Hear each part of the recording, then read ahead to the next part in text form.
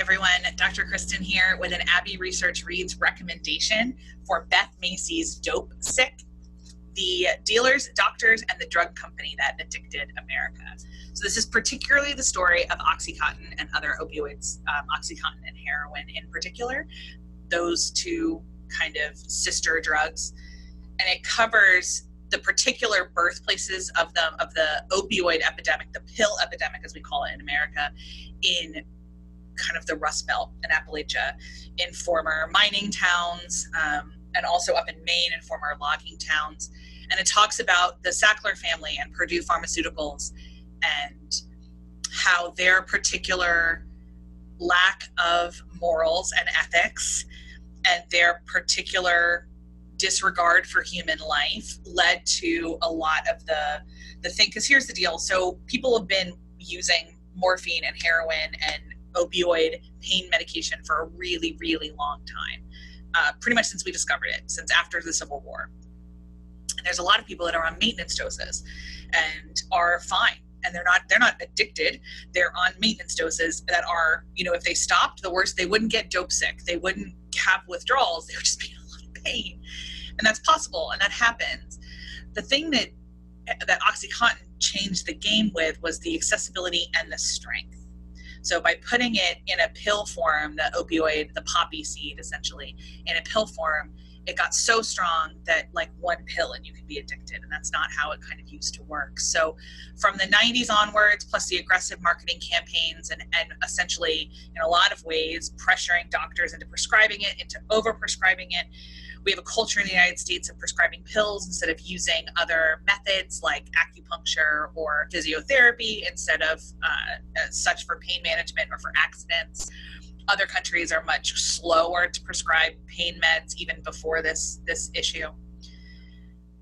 This all kind of congeals. Additionally, it gets to a point where the Oxycontin isn't working for people anymore, either financially or physically. And so they switch to heroin, and heroin's dirt cheap.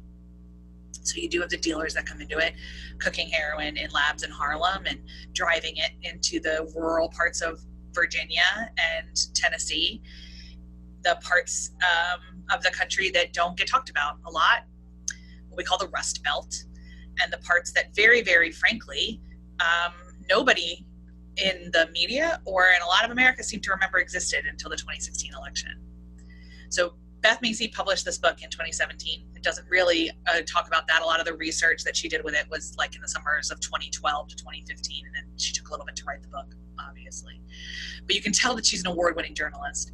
All three of her books, this one, Factory Man, and I can't remember the other one, which is about Jim Crow, but they've all been on New York Times notable book lists for a reason.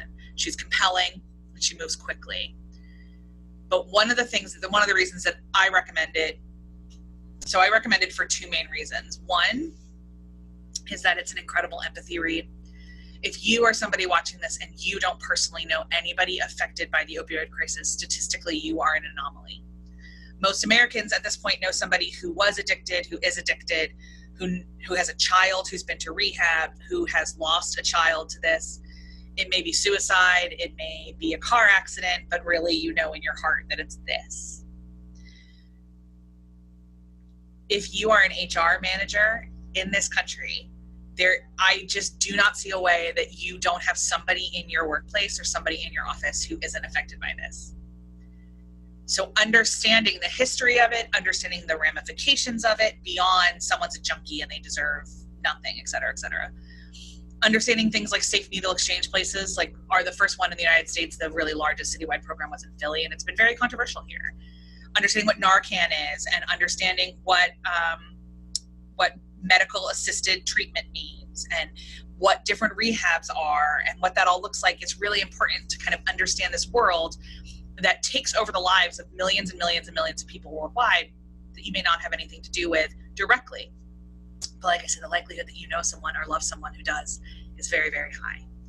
Secondly, I'd like to be part of a growing voice of advocates, Macy herself included, who would like to change the language from regarding the desperation that some people have into essentially stealing or selling their bodies or whatever to get their next high. And we tend to, in the United States, kind of talk about it as chasing their next high, which is a very derivative, very easily judged use of language. Like, oh, so-and-so, they broke into a Walmart and stole a bunch of TVs to get their next high. But that's not really what we know physiologically that they're doing.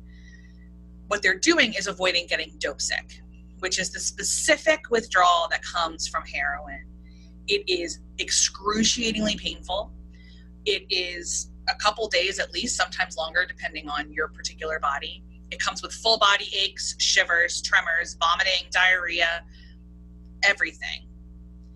And from every person that researchers have talked to you, from the physiological research that's been done, what people are doing is doing everything within their power to not get dopesick. That's what everything becomes about. It doesn't become about getting high. It becomes about not being sick. Because this is a reminder that addiction rewires your brain, and it is a disease. It is not necessarily, it may have been started by a choice, it may have been started by a series of choices, and it may be continued to be perpetuated by a series of choices. But fundamentally what it is a disease. If you're watching this and you think I'm a crackpot, and you think that I'm nuts and that I don't know what I'm talking about, excuse me, I can't encourage you enough to read this book. Once again, it's Dopesick by Beth Macy, one of the 100 notable books on the New York Times Book Review for a reason. A highly recommended Abbey research reads.